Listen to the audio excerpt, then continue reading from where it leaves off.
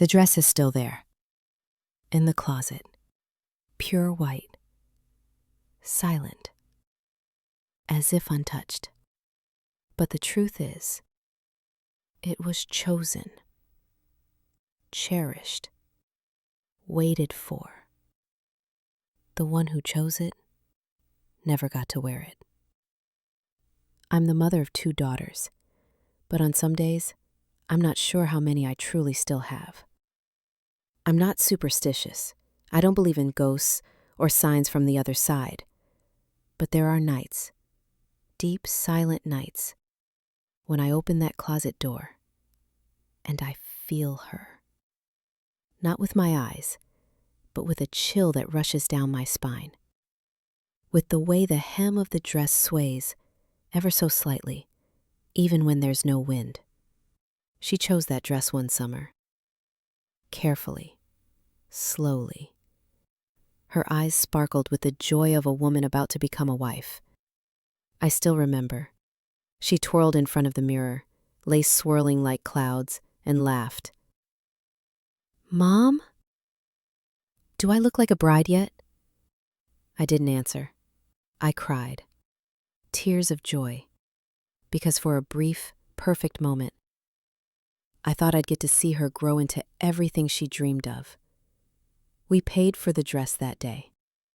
The shop wrapped it gently in layers of tissue. We brought it home, like we were carrying a piece of the future. 3 weeks later, it rained. There was a phone call from the hospital. A name spoken softly, and then silence. The dress remained untouched, unworn. And for the past 12 years, not once have I opened that closet without seeing it first. Every time I look inside, I don't see fabric. I see my daughter, standing in that wedding gown, never given the chance to walk the aisle. People tell me to let go. They say holding on to a dress isn't how you hold on to a daughter, but they don't understand. I'm not holding on to a dress. I'm holding on to an unfinished dream, to a door that slammed shut just as the music was about to start. And then one day, my second daughter, born from my second marriage, walked into the room. She opened the closet. She saw the dress. She turned to me, eyes full of hope. "Mom, can I wear this for my wedding?" And I froze. I could only say one word. No. Not because I hated her, not because I loved the other more, but because how can you share a dress when the only one who ever touched it is no longer here? I still remember that afternoon so clearly. There was no rain, but somehow the sky felt heavy. The sun was out, but not warm. The breeze was soft, but not gentle. Elara, my eldest daughter, held my hand tightly as she pulled me into the bridal boutique. I thought she'd be indecisive, fluttering between styles for hours like most brides do. But no.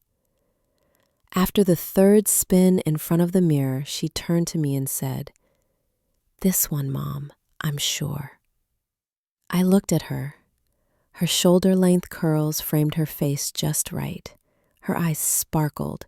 Her smile was the kind that didn't need to hide anything.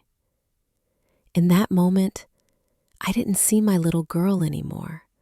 I saw a woman, confident, glowing, ready to begin a new life. The dress she chose was simple. No crystals, no dramatic sparkles like the others.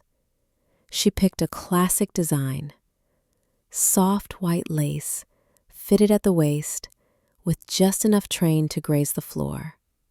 I asked, "Why not that one? The princess style. It's very popular." She smiled and shook her head. "I don't want to look like everyone else. I want to look like me. And I want you to look at me and see a happy bride."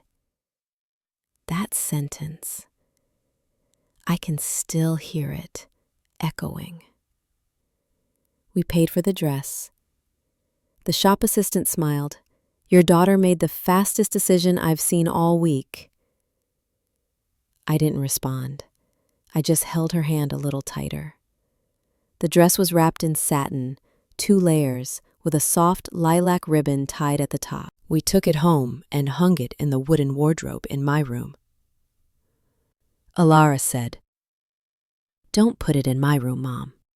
I'm always knocking things over." She laughed.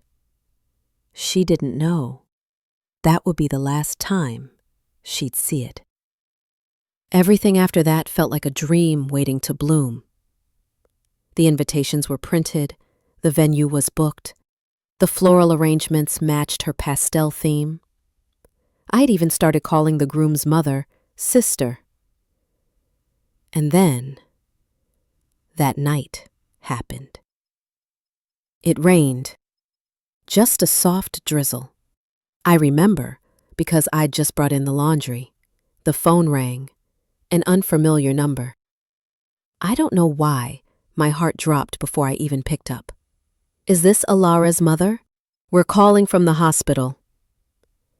I don't remember much after that, just that when I got there, her hand was already cold. Her curls still framed her face, but her smile was gone. I stood beside her, silent. Not a single tear came. Something was stuck in my throat, not words, not cries, just wait. My heart pounded so violently I thought it would break, but the tears refused to fall. After the funeral, someone asked me if I wanted to bury her in the wedding dress. I said no, not because I was holding on to material things, but because I couldn't let the last thing she ever chose be buried with her. I kept the dress, hung it right back in that same wardrobe. And from then on, every week, sometimes more, I opened the closet, not to wear it, not to touch it, just to look, to imagine her, living the life she never got to finish, in the dress she never got to wear. The dress is still there. 12 years later. Untouched, unmoved, unspoken, it hangs in the old wooden closet, suspended from an ivory satin hanger. I wrapped it twice, one sheer layer, so I can still see it, and another soft cloth layer to protect it from dust. But truthfully, not even dust dares to touch it. I still clean my hands every time I open that closet, as if I'm about to touch something sacred, because in a way, I am.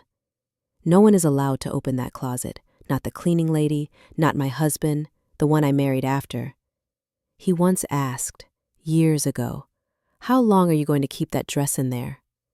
I didn't answer, because honestly, I didn't know.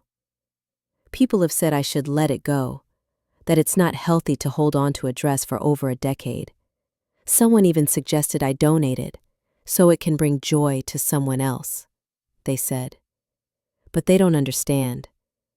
They don't know what I lost. I didn't keep the dress because of sentiment. I kept it because it was the last thing my daughter ever touched. With living hands, with dreams still intact, with a future she believed was real. I still remember how she ran her fingers along the lace collar, the way she tilted her head in the mirror and asked, "Mom, will you tell my kids one day how beautiful I looked on my wedding day?" I nodded. "Of course, sweetheart. I just didn't know that I'd never get the chance." Her story never had an ending. There was a time I thought I'd have the dress cleaned, folded, boxed, stored in the attic, put away. But every time I tried, my hands would shake. It felt like folding away her story, like erasing the proof that she once stood here, glowing alive, as if putting the dress out of sight meant admitting she was truly gone. And I wasn't ready for that. I don't know if I ever will be. That dress, it's no longer just fabric, it's not clothing, it's a limb. It's a piece of memory so tangled into my soul that removing it would be like tearing skin. Some nights, I walk past that closet in the dark. I don't turn on the light, but I stop. Just long enough to see the faint shape of the lace collar through the fabric cover. I don't cry. I don't reach out. I just stand still. And in that moment, it feels like I'm beside her again. That closet, that room, that dress, they've become my shelter. The one place where I can hold on to the pain. Because I have no one to share it with. I never talked about it with my husband, and I've never, not once, mentioned it to my younger daughter. I'm afraid. Afraid they'll say I'm living in the past, that it's time to move on. But they don't know what it feels like to walk with a heart that has a piece missing. And that missing piece, I've kept hanging in a dress I can't bring myself to take down. I can't remember the exact day. Maybe it was a late afternoon. The kind where the sunlight feels paper thin and tired. But I remember the voice, clear, calm. A voice that didn't belong in that room. A question that wasn't supposed to be asked. Mom, can I wear Alara's wedding dress? For my wedding? I froze. My hands were folding napkins for dinner. They stopped mid-crease. One napkin slipped to the floor. I didn't bend to pick it up. I just looked up at Mira. She was standing there, not nervous. Her voice was soft, but her eyes steady. She hadn't just thought of it on a whim. No, she had planned this. She had stood in front of that closet, maybe many times, thinking, imagining, and now, asking. My mind went blank, then sharp, like someone scraping a fingernail across glass. That dress was Alara's. Alara never got to wear it, and now Mira, who had never met Alara, who came into this world after the silence, after the rain, after the funeral, wanted to wear it? To walk down her own aisle? As if memory could be borrowed, like shoes? No. I looked at her carefully. She was standing near the kitchen, her long hair tied back neatly, a white blouse, eyes too bright for what she just asked. She used to look at me like that when she wanted ice cream. But this time, it wasn't ice cream. I asked quietly,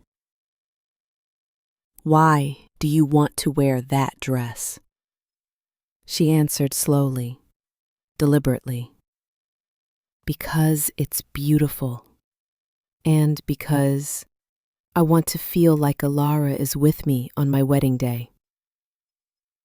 That sentence, it didn't feel like a hug. It felt like someone tugging threads from my chest, one by one. Alara? With you? No, you don't understand. You don't know the weight I carry when I touch that dress. You weren't there the day I folded it for the 100th time, only to cry alone in the dark. That dress is not just silk and thread. It's what's left of a dream that never got to breathe. I said, "No, I'm sorry. That dress isn't meant to be worn again. It's not for anyone else." Mira didn't speak, not right away. Then she said a sentence I'll never forget. I don't know if it was anger or heartbreak, maybe both. "I don't think that dress is a grave, Mom." I turned. Her eyes, they weren't sweet anymore. For the first time, I saw someone unfamiliar inside my own daughter's face. I just want to be treated fairly. I don't want to grow up in the shadow of someone I never even knew. I'm your daughter too, but you've never looked at me the way you looked at Alara. I wanted to say something, to fight back, but I couldn't. Not because she was right, but because I had never thought about that. I had never considered that my grief might be hurting her, that the silence, the worship, the shrine of a closet might feel like a wall she could never get past. Still, I couldn't say yes. That dress was all I had left. If someone else wore it, smiled in it, danced in it, kissed someone in it, would Alara disappear completely? I couldn't. I looked at Mira, and for the first time, she looked away. She didn't yell, she didn't cry. She just turned and walked off, quietly. And in that moment, I knew I hadn't just said no to a dress. I had lost something else, something I might never get back. I said no. One word. Clear, final. No explanation. And suddenly, the room felt full. Not with people, but with everything we had never dared to say. Mira stood in front of me like I had slapped her. She didn't cry. She didn't yell. She just stared at me. Not with the eyes of a daughter who used to hide behind me during thunderstorms, but with the eyes of a woman, wounded deep in her dignity. Why not? I'm just asking to wear a dress. I'm not trying to steal her memory. I'm not trying to replace her. I stayed silent, because I knew if I opened my mouth, I'd cry. And if I cried, I might say something I couldn't take back. But silence? Sometimes, silence is worse than any rejection. Nira stepped closer. Her voice shook just slightly. I'm your daughter. Have you ever looked at me and seen a bride? I flinched. No one had ever asked me that. And the truth is, in my mind, the image of a bride was forever tied to Alara. Anyone else putting on that dress felt like pretending, felt like an intrusion. I took a step back. It's not about you, I said. It's not for anyone. That dress will never be worn again. It's Alara's, forever. My voice came out harsher than I meant. I heard it echo in the room like it wasn't even mine. Mira clenched her fist, her nails digging into her palms. Then what am I to you? A replacement? A leftover? Someone to pour whatever love you had left? That hurt, because part of me, a part I never admitted even to myself, had thought something like that once. After Alara died, I changed. I loved Mira, truly, but I loved with caution. I feared loving too much. I feared losing again. I feared burying another dream. So yes, maybe I did love her differently. From a distance, with walls, with a kind of fearful tenderness that looked more like restraint than care. And now, that very kind of love was turning against me. Mira turned her head. Her eyes were red now, but not from tears, from anger, from something deeper than disappointment. I won't touch that dress ever again, she said. Keep it. Keep your pain, too.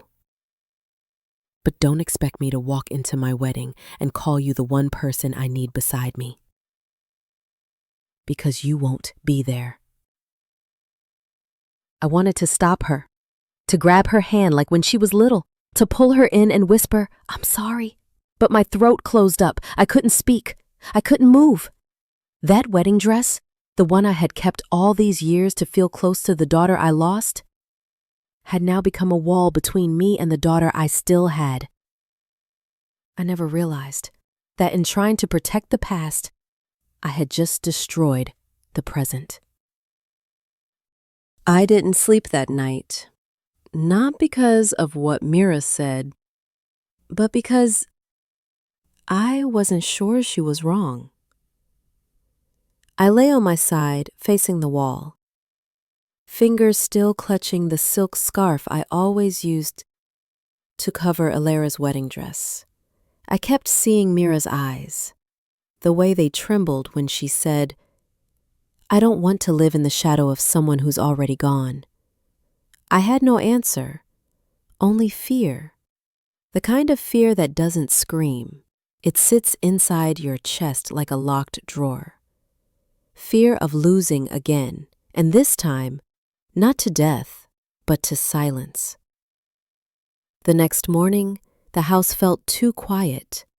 Mira usually wandered through the living room humming, sipping ginger tea, scrolling on her phone, making notes about flowers, menus, seating charts. But today, nothing. No footsteps, no music, no laughter. I walked to the kitchen, empty. The air felt like someone had just left. On the table, there was a folded piece of paper. My heart knew before my hands picked it up. I recognized her handwriting, the way her M curved inward, always slightly tilted. I opened it. "Mom, I know you love me, but love doesn't always mean understanding. I can't walk into my own wedding feeling like an outsider. I can't wear that dress, and I can't wear the silence between us any longer. I'm not angry, but I need to find myself fully. If you want to find me, I'll wait. But if not, please let me go. Mira." I sat down, or maybe I collapsed. I'm not sure which. The paper trembled in my hands, and for the first time in over a decade, I cried out loud. No one heard, no one came. Only the ticking of the wall clock. Tick, tick, tick, like a hammer on my ribs. I looked at the closet, still closed. The dress inside, still perfect. But what was the point? It couldn't hold me. It couldn't answer the letter. It couldn't bring Mira back. I thought keeping the past intact would help me remember. But maybe I was wrong. Maybe in guarding my memories, I had lost everything still living. Mira was gone, but her scent, ginger and lavender, still lingered. A bracelet of hers had fallen near her pillow. I picked it up. My hands were shaking. For the first time in 12 years, I walked to the closet, opened it. The fabric caught the light. The lace shimmered, untouched. I reached out, ran my hand across the bodice, like touching Alara, but this time, I didn't feel peace. I saw Mira, walking away, alone. And suddenly it hit me. Maybe I hadn't been protecting Alara. Maybe I'd been hiding behind her. Afraid to love again, afraid to lose again. But now, I had already lost Mira, and all I could do was ask myself, what exactly had I been holding on to? And what had it cost me? I just sat there. I don't know how long, maybe hours, maybe an entire lifetime. Mira's letter was still on the table, her handwriting. Small, steady, each line was like a knife. Not violent, but deep. I looked toward the closet, where the wedding dress was, but I couldn't bring myself to go near it. It felt farther than it had ever been. For the first time, I saw myself clearly, not as a grieving mother, not as someone protecting a memory, but as a gatekeeper, standing at the door to the future, blocking anyone who tried to pass through, even my own daughter. I stood up, My feet felt heavy, like every step was pressing down on memories. Each step brought a picture back. Alara at her first dress fitting, her laughter echoing as she stepped out of the fitting room. "Do I look like a princess yet, Mom?" She twirled. The hem of the dress spun around her like a cloud. I remembered hugging her tight, the faint jasmine scent in her hair, the way the sunlight through the shop window lit up the lace. That memory was once the most beautiful thing I had, but now it crushed me. I dropped to my knees, right there in front of the closet. My hand touched the wood, cold. My chest tightened. I didn't cry. The tears were gone. I thought of Mira, the baby I held 5 years after losing Alara, the child I once looked at as a second chance. I never said it out loud, but deep down I saw her as compensation. And because of that, I never truly saw her. Mira grew up in the shadow of a sister she never met. Every time she behaved gently or looked like Alara, I praised her. But when she was different, I said nothing. I thought that was love. But now I see it was a kind of love buried beneath fear and regret. I never asked Mira what she really wanted, never sat down, held her hand, and said, "You are my daughter. You are not Alara. And I love you for that." All I ever did was hold on to a memory, to a dress, without realizing what I was slowly letting go of. And now Mira is gone. The closet is still here. The dress is still here. But I don't know if I still have time to make things right. I don't remember how long I sat in front of the wardrobe. I just remember when the sky turned dusky, I finally stood up, hand trembling as I reached for the handle. I thought I would open it, look at the dress one more time, and then close it. Maybe for the last time. Maybe I'd call Mira, tell her I'm ready to let go. I took a deep breath, opened the door. Nothing. My heart skipped. I looked again, carefully. The dress was gone. Not misplaced, not folded away. Gone. I yanked both doors open, pulled out the lower drawers, rummaged through the top shelf where I kept my silk scarves. Empty. My heart began pounding, not because of the material value, but because I had no idea what had just happened. I searched every room, called Mira's name, even though I knew she had already left. No one answered. Only the sound of wind sliding through the crack in the door, and then click. The wardrobe door creaked shut behind me. I sank down onto the floor. It felt like falling into an invisible void. Empty. Was it betrayal? Or was it a warning? My mind spun in circles. Then came the worst thought of all. Mira had taken the dress. She was going to wear it for her wedding. Even though I had forbidden it, even though I had begged her not to, she still took it. I wanted to call her, but I didn't, because if I called, what would I even say? "Are you wearing the dress now? Or do you know what you've just destroyed?" I didn't want to hear the answer because I was afraid I might start to hate my own daughter. I sat there, unmoving, until deep into the night. No lights on, no dinner, no tears.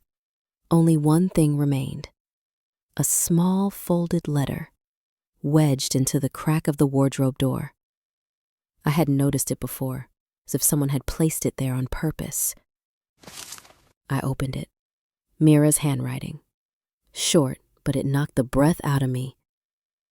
"Mom, I didn't take the dress to wear it. I just wanted you to know what it feels like to lose something you've held onto for too long.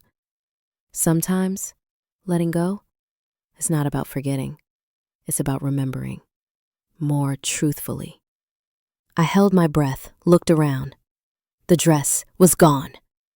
But in those words, I saw my daughter, not angry. She was trying to wake me up. Mira didn't want to wear the dress.